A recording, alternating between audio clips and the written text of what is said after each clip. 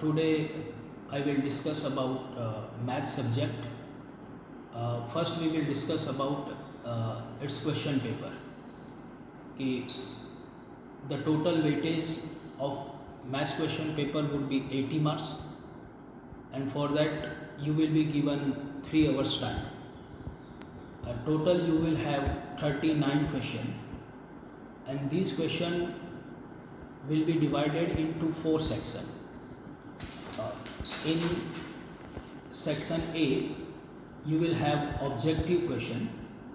Total number of objective question would be 60, and there will be no any option.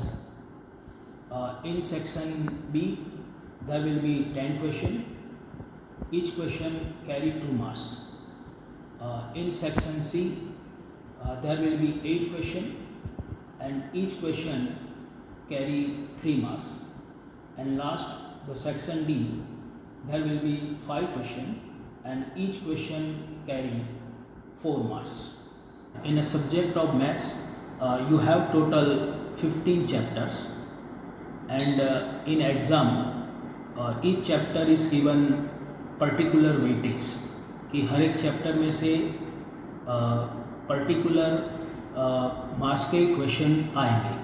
इसमें जिसमें ज़्यादा weightage है वो चैप्टर के नाम मैं बताऊंगा. कि सेकंड चैप्टर है पॉलिनोमियल, उसमें से आपको 6 मार्क्स के क्वेश्चन आएंगे. फिर फोर्थ चैप्टर है क्वाड्रेटिक इक्वेशन, उसमें से आपको 6 मार्क्स के क्वेश्चन आएंगे. फिर 6th चैप्टर है ट्राइंगल, उसमें से भी 6 मार्क्स के क्वेश्चन आएंगे. फिर इंट्रोडक्शन टू ट्रिग्नोमेट्री, उसमें से 6 मार्क्स के क्वेश्चन आएंगे. एंड सर्कल, ये चैप्टर में से भी 6 मार्क्स के क्वेश्चन आएंगे. एंड स्टैटिस्टिक्स, इसमें से भी आपको 6 मार्क्स के क्वेश्चन आएंगे. और pair of linear equation in 2 variable, इसमें से 8 मार्क्स के क्वेश्चन आएंगे. और सरफेस एरिया एंड वॉल्यूम, इसमें से 8 मार्क्स के क्वेश्चन आएंगे. तो ये मैंने उस चैप्टर का नाम आपको बताया कि जिसको ज़्यादा वेटेज दिया गया है. इसका मतलब है कि उसके ऊपर आपको ज़्यादा फोकस करना है. अब जो डिफ़िकल्टीज़ हैं सब्जेक्ट में और क्वेश्चन पेपर लिखने में, उसका मैं थोड़ा डिस्कशन करूँगा.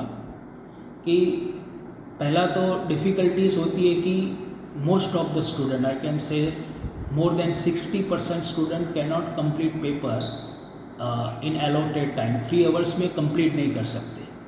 तो उसका एक रीज़न ये है कि they haven't done practice properly, और जितनी प्रैक्टिस करनी चाहिए उतनी नहीं की है.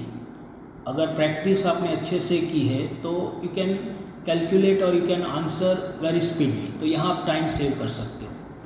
दूसरा, मेरी नोटिस में ये प्रॉब्लम आया है कि अगर कोई स्टूडेंट कोई क्वेश्चन में स्टक हो जाता है तो उसको ही सॉल्व करने में और उसका ही आंसर लाने में बहुत टाइम स्पेंड करता है, जो नहीं करना चाहिए. कि अगर इन दैट केस आपको थोड़ी स्पेस जाने देनी चाहिए, और then you should go ahead आगे के क्वेश्चन पर.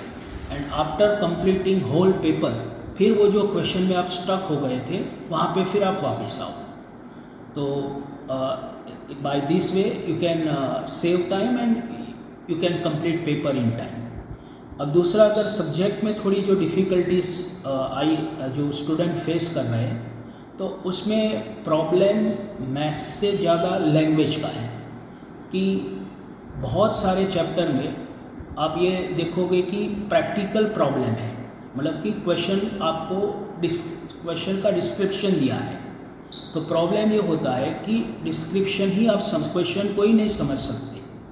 अगर आप क्वेश्चन को अच्छे से समझो, उसकी डिटेल को लिस्ट आउट करो, और सिर्फ उसके बाद फॉर्मूला होता है, और वो फॉर्मूला में वैल्यू को सब्स्टिट्यूट करो. आगे का जो सिंप्लीफिकेशन है वो 10th स्टैंडर्ड को रिलेटेड नहीं है, वो तो जो आप प्राइमरी में लर्न करके आए हो, जैसे कटिंग करना और वो सब जो आप लर्न करके आए हो उसका यूज़ है.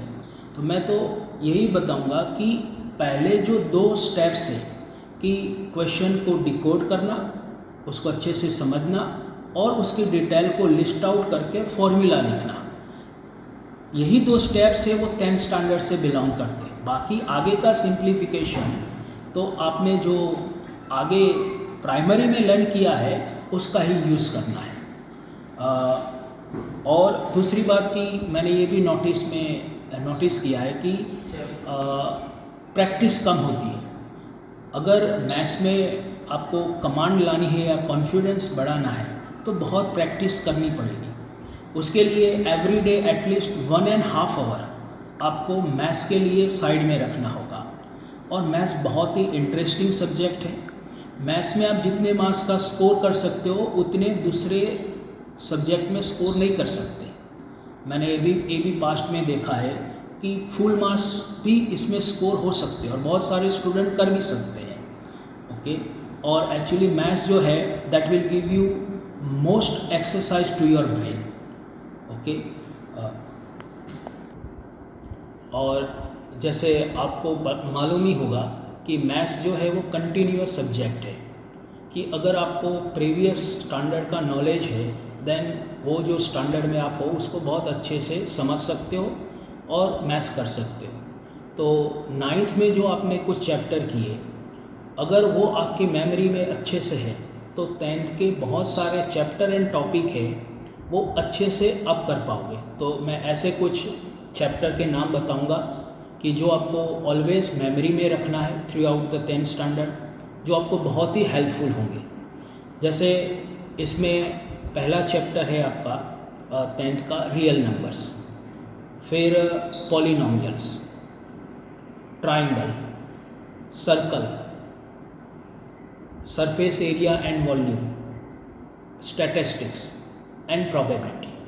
तो 10th के ये चैप्टर के जो नाम मैंने बताए, अगर इसको अच्छे से और फास्ट लर्न करना है तो इसके रिलेटेड जो 9th में आपके चैप्टर थे वो आप रिकॉल कर दो या उसकी प्रैक्टिस करो, तो आपको बहुत ही इजीली और फास्ट ये चैप्टर समझ आ जाएंगे। ओके, तो अब कल से मैं आपको 9th के कुछ चैप्टर और उसके 10th some as a task देता रहूँगा, जो आप प्रैक्टिस करना और अच्छे से लर्न करोगे तो 10th के जो मैंने चैप्टर के नाम बताए वो आपके लिए बिल्कुल बहुत इजी हो जाएंगे और अच्छे से लर्न कर पाओगे। Thank you.